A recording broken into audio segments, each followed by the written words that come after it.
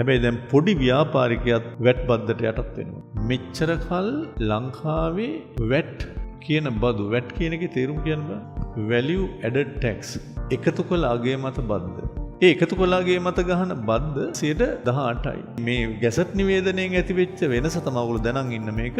මේ 18%කට වැට් අය කරේ මෙච්චර කල් අවුරුද්දට මිලියන 60ක් විකුණුම් ආදායම් පිරිවැටුම තියෙන අයගෙන් තමයි වැට් එක අය කරේ වැට් රෙජිස්ටර් කරේ. මේ අලුත් ගැසට් එකට අනුව ඊළඟ මාසවල ඉඳලා මේක මිලියන 36 කරලා මෙච්චර කල් වැට් බද්ද ගෙව්වේ මිලියන 60ක් අවුරුද්දට 60 12න් බෙදුවාම මාසෙට මිලියන 5ක්. මිලියන 5ක් කියන්නේ ලක්ෂ 50ක්.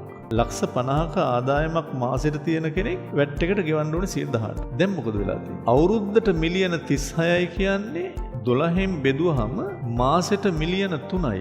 මිලියන 3යි කියන්නේ ලක්ෂ 30යි.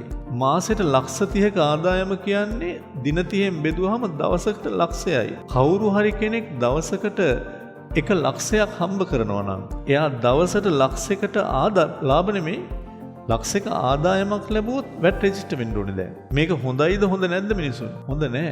හැබැයි දැන් පොඩි ව්‍යාපාරිකයාත් වැට් බද්දට යටත් වෙනවා. දවසට එයාගේ පිරිවැටුම ටර්න් ඕවර් එක ලක්ෂයක් වුණොත් එයා 18%ක් බදු ගෙවන්න වැට් රෙජිස්ටර් වෙන්න ඕනේ. ඒ කියන්නේ බදු අය කරන වට ප්‍රමාණය දැන් ලොකුයි. ඒ කියන්නේ බදු පදනම පුළුල් කරලා තියෙනවා.